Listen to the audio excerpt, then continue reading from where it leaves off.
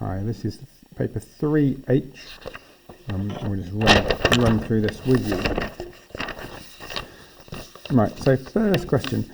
I know that I've got m squared 3 times, so I'm just going to write that out in a longhand sort of way. M squared times m squared times m squared. So I've got m1 to the power 1, 2, 3, 4, 5, 6. So I've got m to the power of 6. On this one I've got x to the power of 5, and I'm going to multiply that by x to the power of 8. So I've got 5 x's and I've got 8 x's, so that gives me x to the power of 13. Next one, I'm going to multiply the brackets. Now this is there was a really common mistake on this one. 4p multiplied by p squared gives me 4p cubed. And then here 4p times 3p gives me 12p squared. Now the most common error there was just having 12p. Now question 2. Johnny wants to know how much coffee 800 people at a meeting. Each person who drinks coffee will drink 2 cups of coffee. 10.6 grams of coffee is needed for each cup of coffee. So I'm going to start off with 800 people. We're going to assume that there's each drink 2 cups of coffee. That'll give me, oh no, I won't do it that way. I'll do 800 and I'll work out 68% of 800. So on my calculator, I'm going to type in 800 multiplied by 0.68.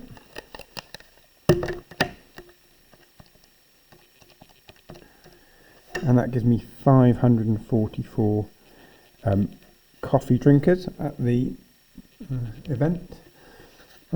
Each person's going to drink 2 cups of coffee, so I'm going to take that number and multiply it by 2. And that gives me 1,088 cups of coffee. Okay, so now I've got 1,088 cups of coffee. For each cup I need 1,088, and I'm going to multiply that by 10.6 grams per cup. And that gives me 11532.8 grams. And it says give your answer to the nearest gram, so that would give me 11533 grams. Write that on my number on my answer line, 1153. So Johnny's assumption is wrong. 72% of the people drink coffee. How will this affect your answer? More coffee needed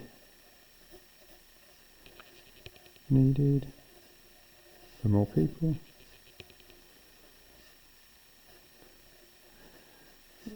So Johnny needs to buy more. Oh.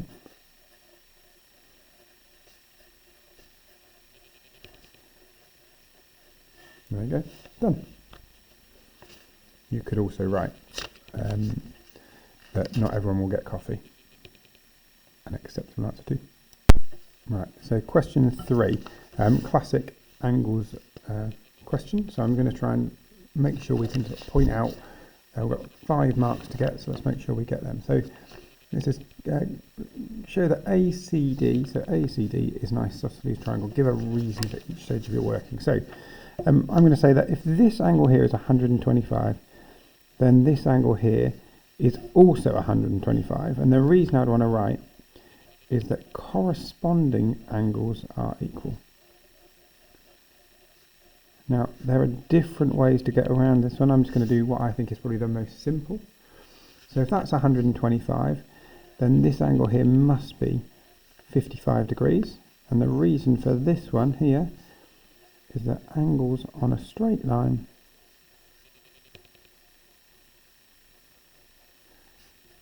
add to 180 degrees. Okay, so we know that those two together make 180 degrees.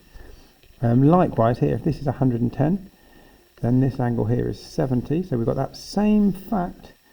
We're going to use it again. So 110 plus 70 gets me to 180. And last one, I know that if I've got 55 and 70 together, that gets me to 125. And if I do 180, subtract that 125, I get 55 degrees. So the reason for that is angles in a triangle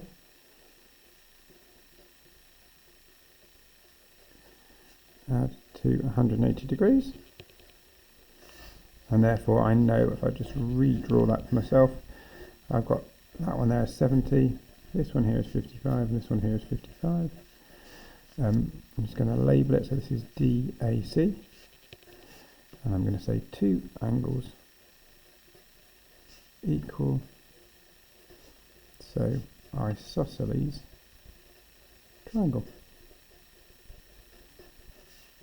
There we go, and we're done. This one, I find this quite frustrating when people don't sort of think about their answer. So I've got 14 hours, so it takes 14 hours for 5 pumps. 14 hours for 5 pumps. Now, if I change that so I was only using 1 pump, would my time go up or down? So if I've got something and 5 pumps takes 14 hours to do it, what's happening there? I've got fewer pumps doing that. So actually, if there's not as many things doing it, the time is going to go up. Okay, so that means that it will take 1 pump a total of 70 hours. And then let's think, all right, 1 pump's not working, takes quite a long time. So what about if I introduce more pumps working at the same rate? So I've got 4 more pumps. What's going to happen to my time? My time is going to come down. So that's going to take me 17.5 hours. Okay. Now, so thinking about this, HCF and LCM using a Venn diagram, so I think pretty easier. So I'm just going to draw 2 circles. Circle A is here. In circle A, I'm going to put a 2, 1, 2, 3, 4 3s and a 7. So 2, 2, 1, 2, 3, 4 3s and a 7. And in B, I'm going to have a 3, a 3 and a 7. Wonderful. Now the highest common factor is when I draw my Venn diagram, the highest common factor is that everything in my intersection of those 2 sets. So if I can overlap my 2 circles, that would be my highest common factor. And for this question down here, my lowest common multiple, which would be everything there in the union of those 2 sets, that would give me the lowest common multiple. So let's try and do this then. So I've got my circles. I'm going to draw them so they overlap. Here's circle A, here's circle B. So if I'm looking, what number is in both sets? Well, I've got a 3. I've got a number 3 in this set and in this set, so I'm going to cross it off from here, and I'm going to put it in the middle. Anything else that's in both sets? So I've got another 3, so I'm going to cross it off from here, put it in the middle. So now I've got another thing. I've got a number 7 on this one and a number 7 in this one. So the highest common factor would be, sorry, I should have 2 7s here. The highest common factor is the stuff in the middle there. So it's a 3 and a 3 and a 7. What's left on this side? I've got a 7 left over here, and I've got 2 2s and 2 3s over here. So let's just check it. In in circle A, I've got 2 and 2, 1, 2, 3, 4 3s and a 7. Wonderful. And in circle B, I've got 2 3s and 2 7s. So to find the highest common factor, I multiply everything together in that middle section. 3 times 3 times 7, that gives me 63. Likewise, for my lowest common multiple, I could do 2 times 2 times 3 times 3 times 3 times 3 times 7 times 7. Now if I wanted to, I could actually just write that down as my answer, but because I've got a calculator, I'm going to do that. 2 times 2 times 3 times 3 times 3 times 3, 7 times 7, and that gives me an answer of 2 2 6 8. 2 2 6 8, which is not correct because I've only multiplied by 7 once. Whoop. That's why I've got to make sure I'm typing it in. 15876. So that's why it's always good to check. Question 6. I'm looking at this one. Now, I'm looking at units. Before I do anything else, lava flows at a volcano at a constant rate of that meters cubed per second. Meters cubed per second. How many days does it take that much of lava to flow? So I've got the word days here and I've got seconds here. So I'm going to take my number of meters cubed and I'm going to divide it by my rate, which is in meters cubed per second. So 67205 600 divided by 11.9, and that gives me this number, which lots of people wrote down, 5647529.412. But I'm just going to leave it as a whole number, and that is seconds. So that's how many seconds it would take to move that much lava. Now, if I wanted to change that into minutes, what have I got to do? Well, how many seconds are there in a minute? So to go from 60 seconds to 1 minute, I divide by 60. So I'm going to divide that value by 60. And that will give me 94125 minutes. Again, I'm just leaving that to the nearest whole number. To turn those minutes into hours, again, 60 minutes is 1 hour. So I'm going to divide that by 60 as well. And now I'm at 1568.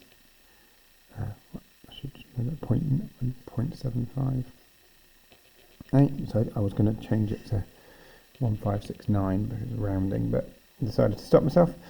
And to go from hours to days, I'm going to divide by 24 also, and that gives me 65.36 days. And it says give your answer to the nearest day, so that's 65 days. Right, I've got to write down the coordinates of the turning point. Right, so turning means going from one way to another. I turned around. So this one is, my line is going downhill, downhill, downhill, downhill, down, down, down, down, down, down, down, down, down, down, down, down, down, down, down. Stop, uphill, up, up, up, up, up, up, up. So the point at which it turns from going downhill, having a negative gradient, to having a positive gradient, is that point there. So the coordinates of that point are 1, -3. Now, this one, write down an estimate for one of the roots. Now, it's only worth 1 mark, so I don't have to really be clever. Lots of people have done sort of clever completing a square or using the quadratic formula to sort of solve this. You don't need to, it's asking you to try and use the graph to do this. So I know that my line here is y equals x squared minus 2x minus 2, and I know it equals to 0. So I know it's going to be equal to the line y equals 0 here, or the x-axis. So I've got to pick one of these two values. These are my two roots. So I've got two possible answers here. I could have approximately -0.7 or approximately 2.7. Either of those two things is correct. I'm going to go for the positive one today. So I'm going to say 2.7. There is a plus or minus, so anything between -0.28 and -0.8 and -0.6, or anything with 2.6 to 2.8 are given as correct answers. This one, so I know that density, the volume for the unit, for density, is grams per centimetre cubed. Okay, it's written there, density, grams per centimetre cubed. So grams is a mass, and centimetres cubed is a volume. So I've got my formula, density is mass divided by volume. So if I'm trying to rearrange that, and I'm trying to work out the mass, well then I need to take my density and I need to multiply it by the volume. Okay, so density is mass multiplied by volume. So density is 9, volume is 72, and that gives me 648 grams. Lots of people did it the wrong way around. They did 72 divided by 9. I think that's why they've set you up on that question. This one, some people asked, wanted a new television. 70% said yes, 80% said no. What percentage of people said they would want a television with a large screen? Well, if you're not sure in a question like that, just pick a number. So I'm going to pick a nice round number. I'm going to pick 100. So imagine I asked 100 people. So I'm going to work out 70% of 100.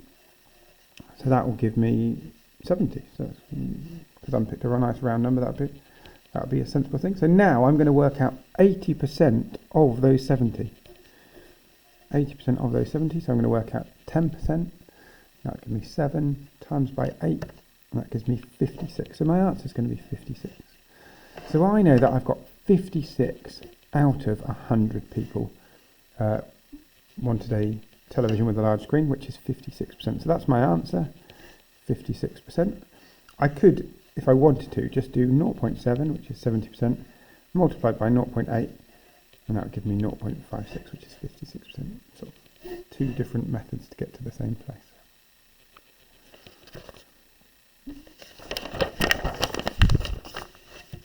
Question 10. So this is just a classic trigonometry two-step question. So I'm going to draw this. I've got 41 degrees there, and I've got 6.8 centimetres. Now, in the end, I'm trying to work out length DC. So I'm going to use the second of these triangles, that's 55. But at the moment, I don't know any lengths on this triangle. So I'm going to work out the height. I'm going to work out AC on this triangle, and then I'm going to get that same AC on this triangle. So first one, label my sides.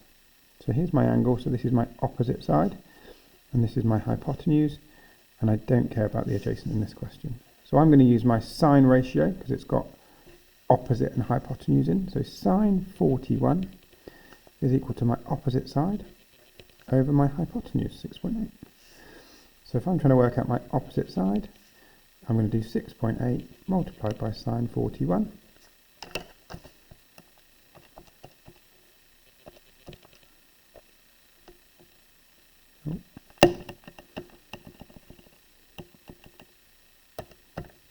And that gives me an opposite side of about 4.46 centimetres.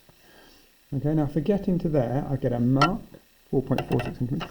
So now I know that this here is 4.46, and I'm trying to work out this length here, which is the adjacent side. This is my opposite side, and this is my hypotenuse. So again, I'm interested in O and A, so I'm going to use my tangent ratio. So tan 55 is equal to my opposite side divided by my adjacent. So if I rearrange that, I get 4.46 divided by my tan 55. So divided by, now if you notice I've just saved that in my calculator, so I'm just going to leave that so I don't have any rounding errors.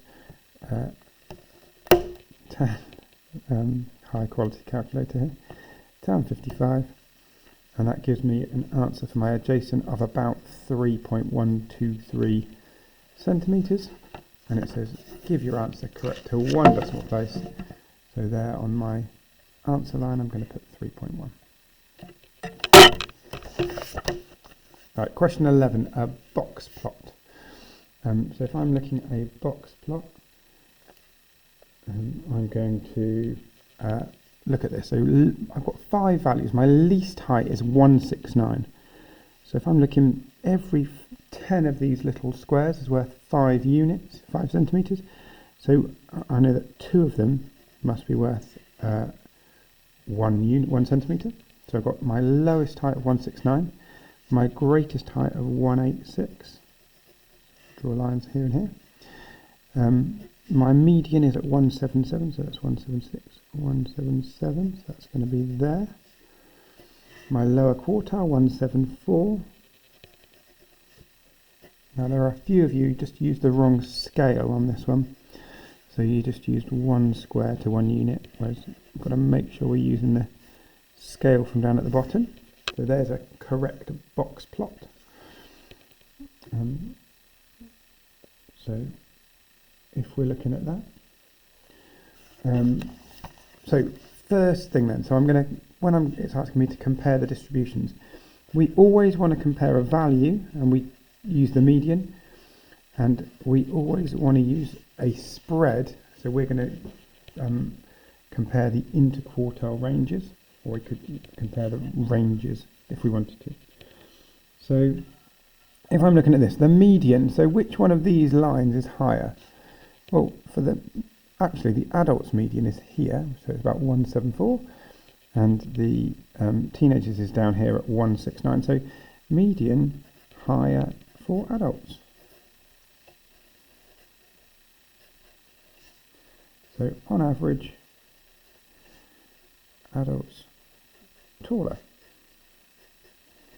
So the interquartile range. So the interquartile range is this distance here, the distance between our upper quartile and our lower quartile. So here, my interquartile range for this one would be 6, And actually, I'm looking at this one, my interquartile range is 6 as well. So interquartile range is the same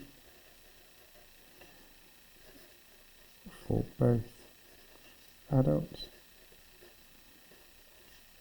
and teenagers. Okay. Now, because it's the same, you might not feel very comfortable. So you could say, well, who's got a bigger range? So if I wanted to just cover my back, I could say the range for teenagers is bigger. There's a wider range for teenagers than for adults. But the range of heights bigger for teenagers. So that means you've got some really tall teenagers and some really short teenagers.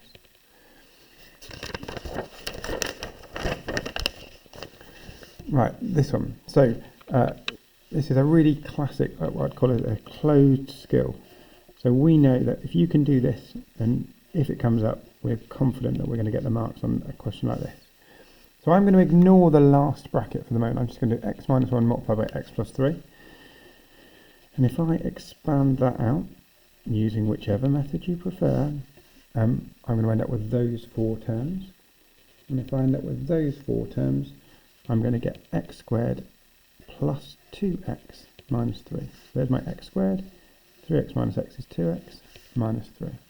But now I'm going to take all of those 3 terms and I'm going to multiply them by x minus 5. So now if I multiply out the brackets, x times x squared gives me x cubed. X squared times negative 5 gives me negative 5x squared. X times 2x gives me 2x squared. 2x times negative 5 takes me to negative 10x. X times negative 3 takes me to negative 3x. And negative 5 multiplied by negative 3 gives me plus 15. So now I'm going to collect together my like terms. So I've got x cubed. I've got minus 3x squareds. Negative 10 take away 3 gives me negative 13x's and plus 15. Okay, so now does it look like this? Yes, it does. Where a would be 1, b would be negative 3, c would be negative 13, and d would be positive 15. Okay, but I don't actually need to write those things down because it's already in the right format. I think this is a nice question. So if I've got my first number, I'm going to call that n. My next consecutive number, my next number would be n plus 1. Okay, so we're going to deal with these two things. So if it was just using n, then a triangular number would be n times n plus 1 over 2. Okay, now this is where it gets a bit more complicated. So instead of writing n, I'm going to write n plus 1. So I'm going to have n plus 1 multiplied by n plus 1 plus 1 over 2. So now if I were to write that down, I could get myself a mark. So I'm going to now expand out some brackets. So this one gives me n squared plus n all over 2. Now this one's a bit more complicated. So I've got n plus 1 on the outside of my bracket, and I've got n plus 1 plus 1, so I've got n plus 2 on the inside of my bracket. Now, because I've got 2 terms, I'm going to close up this bracket. So I'm just going to give myself some space. I'm going to go up here to do it.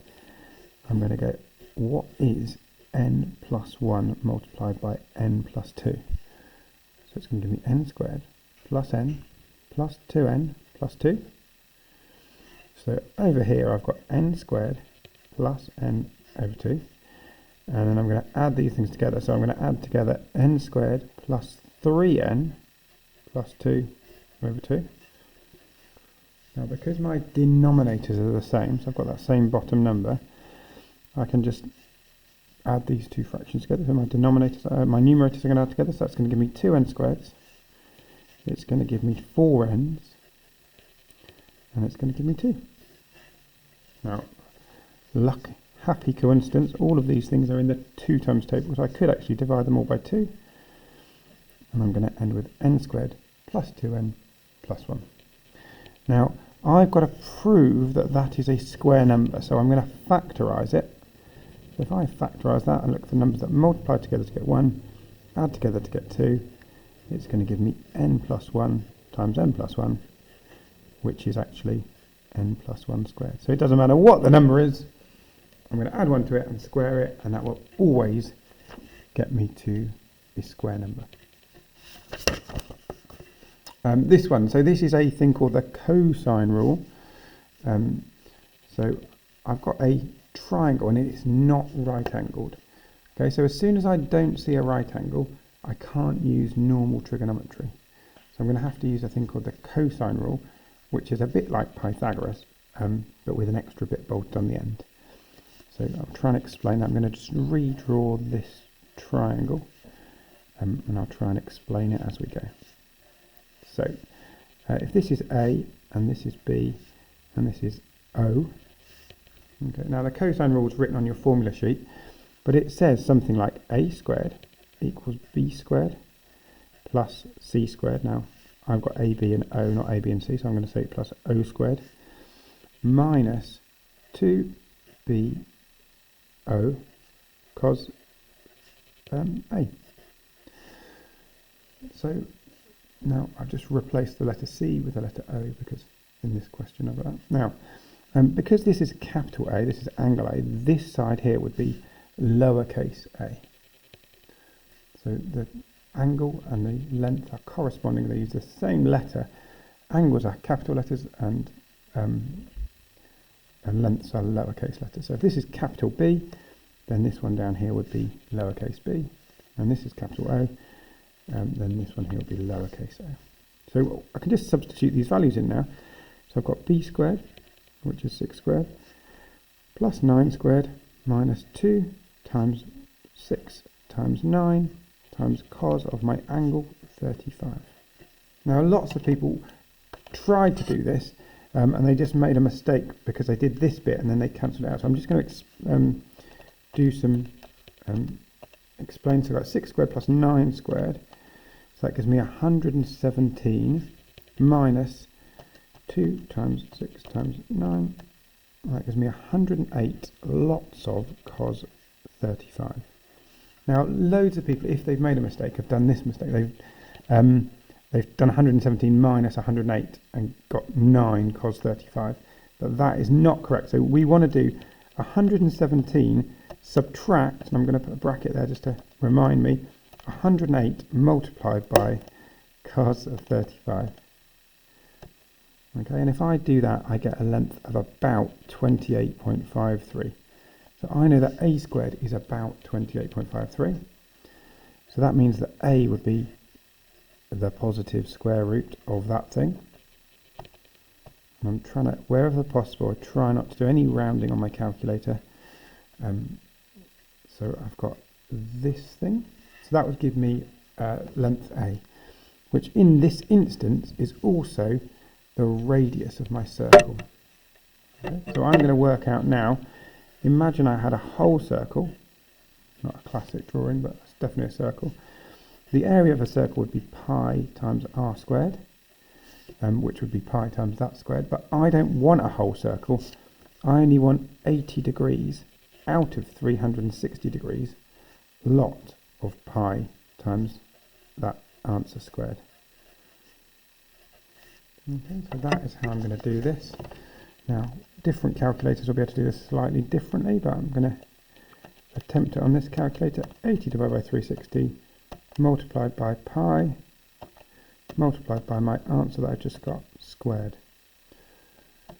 And if I do that, I get the area is approximately 19.98179993, and it says give my answer to 3 significant figures. So it'd be 19.9 centimeters squared.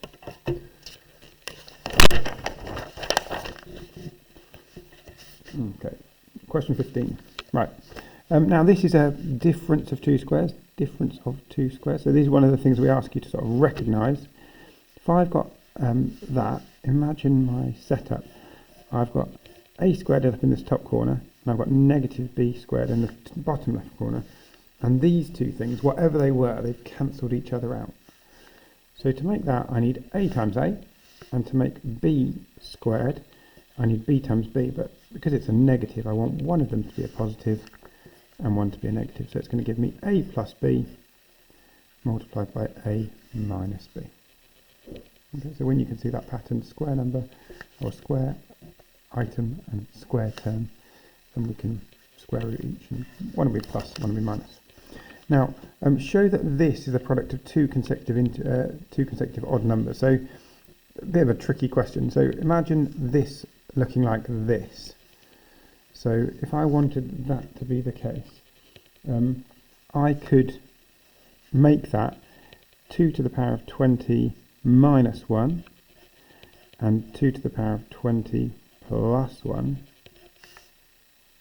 Okay, so that would give me that. So 2 to the power 20 times 2 to the power 20 would give me 2 to the power 40. Negative 1 times positive 1 would give me that. So I now know that 2 to the power 20 is even, because it's just even times even times even. So when I add 1, that's definitely going to be an odd number. And 2 to the power of 20 is my even number. And when I subtract 1, when I subtract 1, that's going to give me an odd number. So I've got two odd numbers multiplied together, and they've got a difference of 2, so that must be my, they must multiply together to give a product of two consecutive odd numbers. Yeah, the odd numbers being 2 to the negative 20 plus 1 and 2 to the 20 plus 1. Right, this one. So I'm going to do this with vectors. So I'm going from the point negative 2, negative 2. So I'm going to call this point A, this point B, this point C. So to go from my centre of enlargement to point A, I need to go 1, 2, 3, 4, 5 units to the left, and I need to go 3 units down.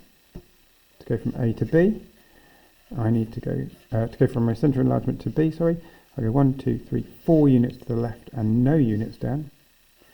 And to go from my centre of enlargement to C, I go 1, 2, 3 units to the left and 3 units down.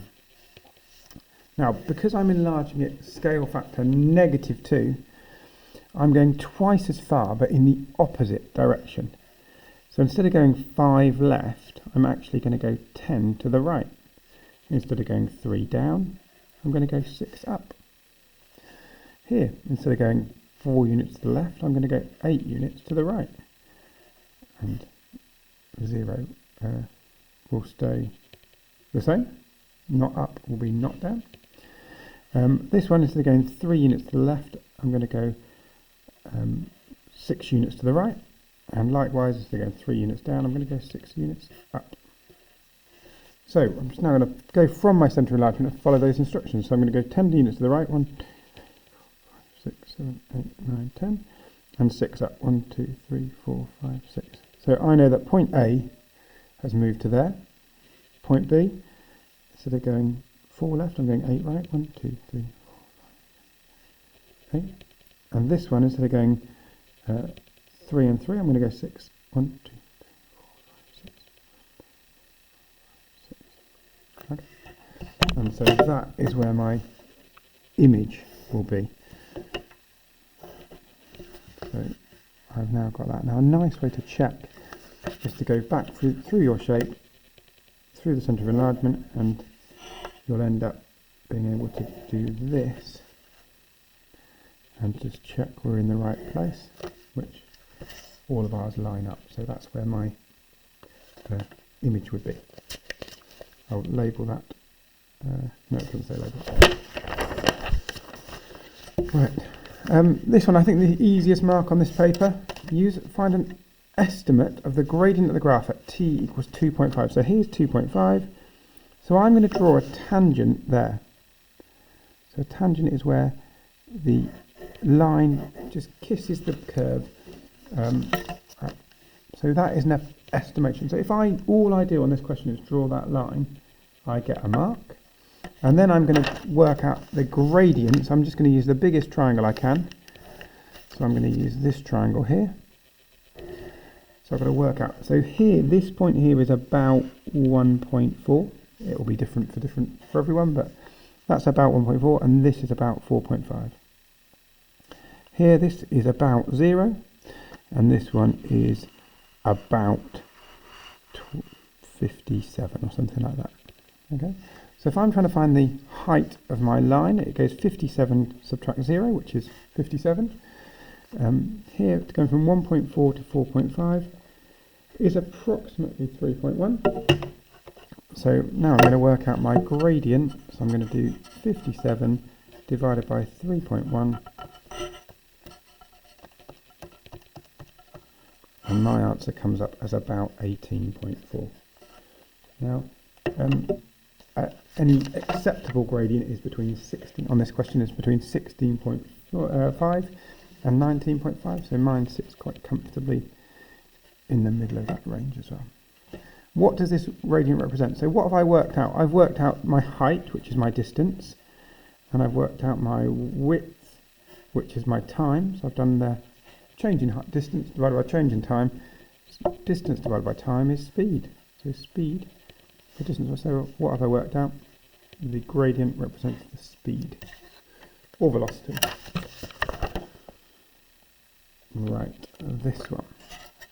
So when you're looking at these things, I always like to try and get my head around what is going on with little diagrams. So I'm just going to draw myself two diagrams here. One is going to represent the big cone, and one is going to represent the small cone. Right. So if I've got this, I know that the big cone has got a radius of 3 and a curved height of 10. So I know for this one, I've got, this is 6. So to go from there to there, I'm multiplying by the fraction 10 over 6. So if I'm going to go from there to there, I'm going to divide by that same fraction, 10 over 6. So I'm going to go 3 divided by 10 over 6. And that gives me a height of a radius of the smallest cone of 1.8. Okay, so that would be my first thing. So I'm going to use that on the diagram. Where are those? I've got that and I've got that. Those are my two triangles. So I'm going to try and work out the total surface area of the frustum. So in order to do that, I'm going to work out the surface area of this curve, the whole curve. And I'm going to work out the surface area of the little curve. So I'm going to try and draw a pretty dodgy thing. So there's, should have gone curved there. So there's my frustum, and I'm going to say that that is the big cone, the surface area of the big cone, subtract the surface area of my little cone. Okay, so I'm just trying to get into context what's going on. So the surface area of the curved surface, of the big cone will be pi times r times L. And this one would be pi times r times L. So let's put those numbers in. So pi times by the radius, which is 3, times by my height of the diagonal height of my cone. So that's going to give me 30 pi. This one is going to be pi times radius, which is 1.8, times by 6. Some brackets in there. So that's going to give me 1.8 times 6. So that's going to give me 10.8 pi. So if I do 30 pi subtract 10.8 pi, that gives me 19.2 pi. So my curved face is going to be 19.2 pi.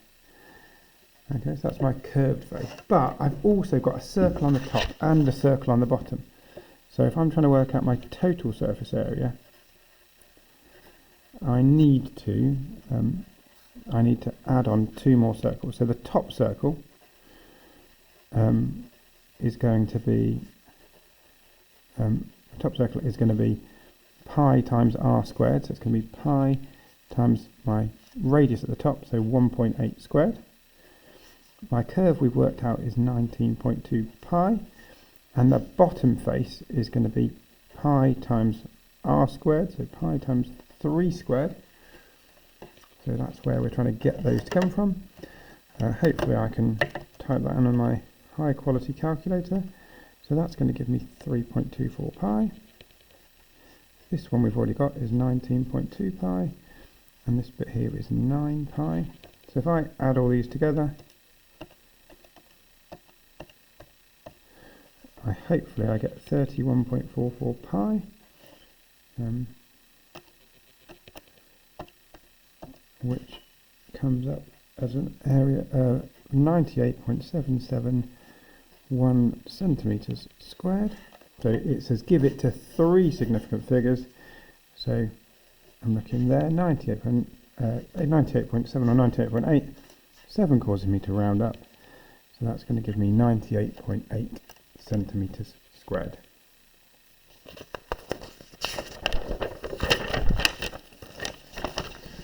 Right, this one. So question 19. It's quite a difficult question actually, but it's only worth 1 mark, so we haven't got to write loads or do loads. The equation says y equals 3 to the power of x. That's the equation of my curve. And I could, there's no points marked on, and it's all curved, so we're thinking, well, is it supposed to be curved or straight lines?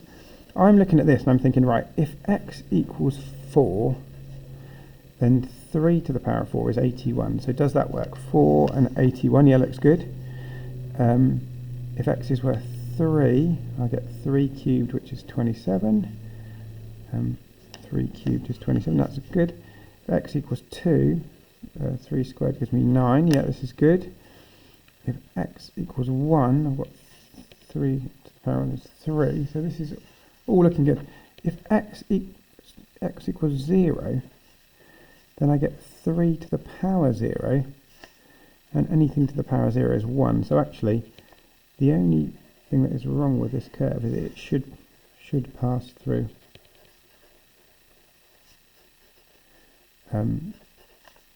0, 1. Okay, so all exponential curves, the power, x is the power, so when you've got the x value as 0, it will always be that thing to the power 0, which will always be 1. So actually, when we're looking at this on an exponential curve, it will always go through 0, 1, or it could be, if for example we had y equals ak to the x, then it would go through 1 times a, so then we go through a. Okay, but that is how that one works. This is a classic sort of question, different ways to do it, but this is normally seen on a non-calculated paper. So the fact that it wasn't, we would have guessed that it wouldn't be on the exam. So it is worth making sure that we can do it, because it could appear on any of these papers. Now the way I always do this is say, right, I've got 2 numbers that are recurring. So I need to pick this whole thing up and shift it across 2 places so that all of my 2s and all of my 3s line up perfectly. So to multiply that, to get rid of those decimal points, I need to move it across 2 places. And to move it across 2 places, I need to multiply it by 100. So if I do that, my 1 is going to go 2 places across. My 2 is going to go 2 places across. My 3 is going to go 2 places across. And because I've got an infinite number of 2s and 3s lining up behind it, it doesn't matter how many of them I write down, they're always going to line up 2 with 2, 3 with 3. So now, because I've got an infinite number of them, but they line up, if I were to subtract from them, it's going to cancel, and it's only going to start doing something here. So if I do 3 subtract 1, that gives me 2. 2 subtract 0 gives me 2. 1 subtract 0 gives me 1. So on this side I'm left with 12.2. 100x subtract 1x would give me 99x's. So that means that 1x, I'm going to take that 12.2 and I'm going to split it 99 ways. Now we've got a problem here because that's bad maths, because I shouldn't have a decimal in a fraction, so I'm going to get rid of that as quickly as possible.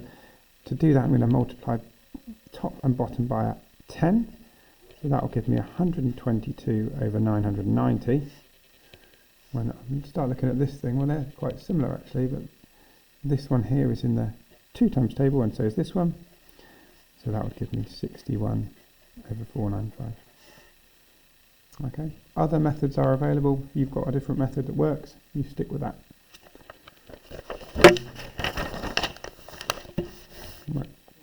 Question 21. So this is an algebraic fraction question. So probably the easiest way to do this is to say, right, I'm going to make these two things equivalent fractions. Okay, so I'm going to make them have the same denominator. So if I had a question like this, 2/7 add 3/5, most of you would think, right, I'm going to make that bottom number 35, because 5 times 7 is 35. How have I done that? I've got to multiply this by 5, so I multiply that by 5, multiply this by 7, so I'm going to multiply that by 7, and we'd get that.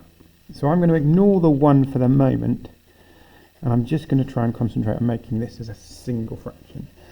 So in order for the bottom to be x plus 4 multiplied by 2x minus 2, I need to multiply this bit by 2 minus 2x. And in order for the bottom here to be x plus 4 multiplied by 2 minus 2x, I need to multiply this bit by x plus 4. Okay. So if I do that, I've got this x plus 4 over 2 minus 2x, and I'm going to have 2 minus 2x plus 3x plus 12. So that fraction equals 1. Now, because it's a fraction, actually I can probably get rid of that, so I'm going to multiply both sides by x plus 4 times 2x minus 2, and if I do that, I'm going to end up with 2 minus 2x plus 3x plus 12 is equal to x plus 4 times 2 minus 2x. Now, I'm going to give myself some space up here, and I'm going to expand out those brackets.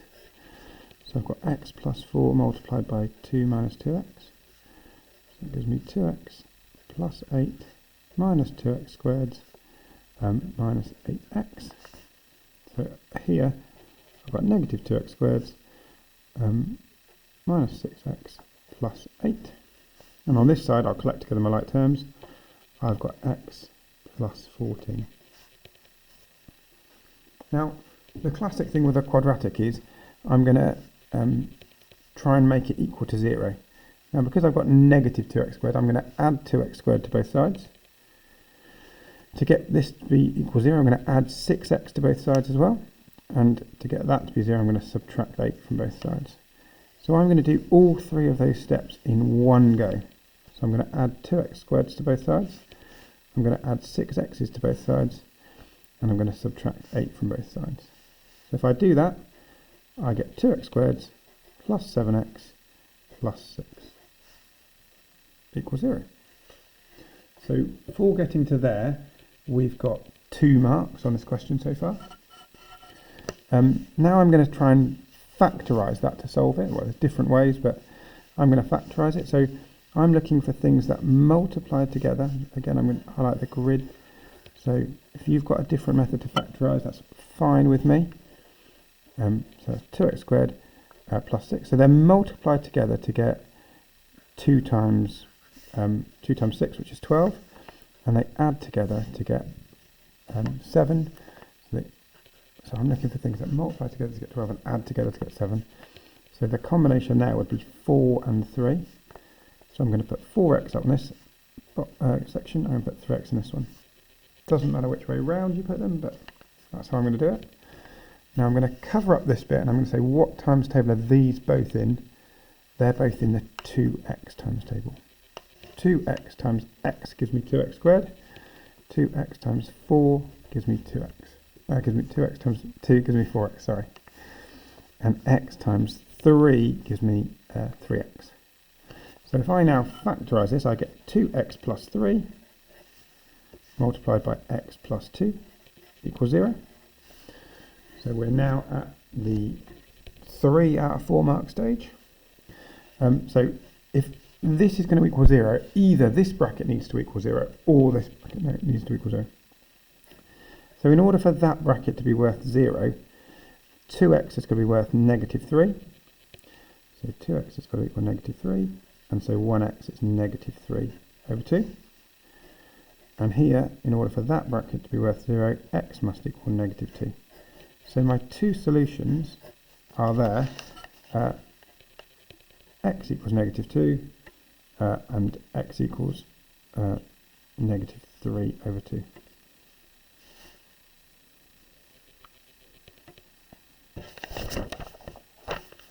Right, this one. So parallel vectors. So we've got parallel vectors. So I know that if I expand out these brackets, so going along the top there, my x component, I've got 2 times a plus 8 times b gives me 13 times something. Okay, 13 times something, doesn't matter what it is. And here, I know that 6 times a plus 2 lots of b gives me 6 of the same thing. So it doesn't matter what that is, that element. I just know it's going to be 13 times something and 6 times the same thing. If I now try and solve this as simultaneous equations, I'm going to multiply this bottom one by 4, I think. So I'm going to end up with 2a plus 8b equals 13 times x.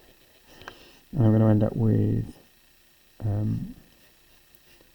24 lots of a plus 8b is equal to 24 lots of x. So if I subtract that, I get something along the lines of 22a is equal to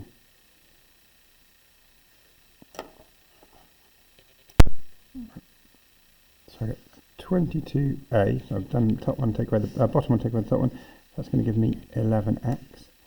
So I know that a is 11 over 22 lots of x. Okay, if I do the same thing but for trying to find b, so I've now got 11. I'm going to substitute that value for a into this top one.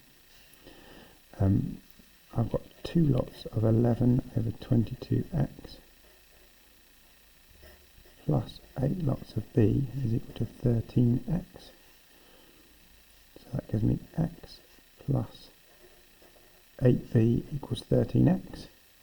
So b is equal to 12x. Sorry, 8b equals 12x. So b is equal to 12 over 8, which is 3 over 2x.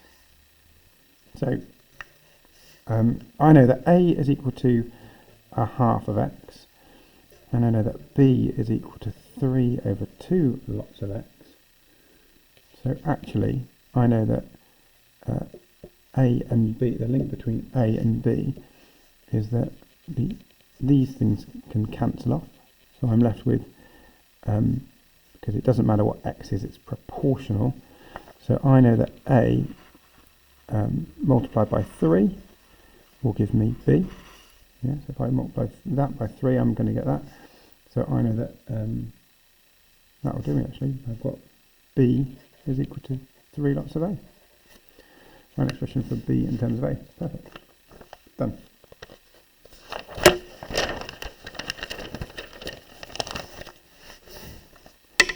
Right, a circle has got equation x squared plus y squared equals 25. So I know that my radius must be 5. My radius must be 5. So I've got this sort of question, this sort of diagram. A point negative 3, 4 is there, and we're trying to find the equation of the tangent. So first thing to do is to say, right, to go from the origin up to there, I've got to go 3 left and 4 up. So the gradient of my radius is going to be 4 over negative 3. Okay, so 4 over negative 3. So that means the gradient of my tangent, because a tangent meets a radius at 90 degrees, so that must be a 90-degree angle, must be the negative reciprocal, so it must be 3/4. So instead of 4 over 3, it's 3 over 4, and instead of being a negative, it's a positive.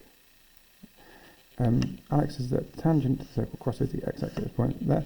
So I'm now going to find the equation of the line. It's y equals mx plus c. So I know that this point here is the coordinate negative 3, 4. So I'm going to say that 4, I'm going to write that down so it's easier to see, negative 3, 4. I'm going to say that the point, the x value is 4, no, sorry, the y value is 4, is my gradient, which is 3/4, multiplied by my x value, which is 3, plus something. So 4 gives me negative 9/4 plus c.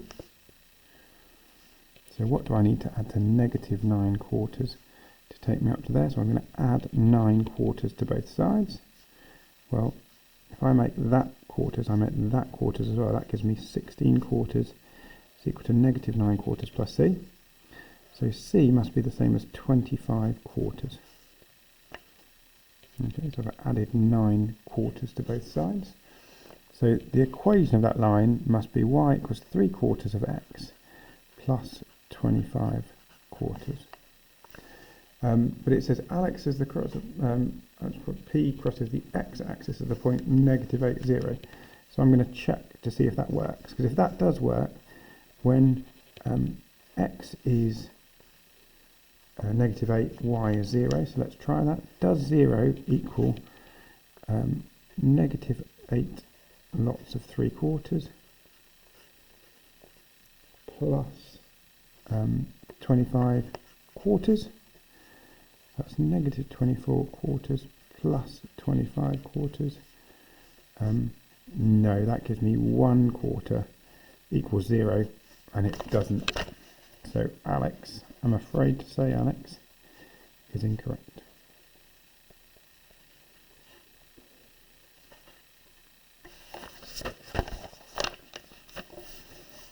Right.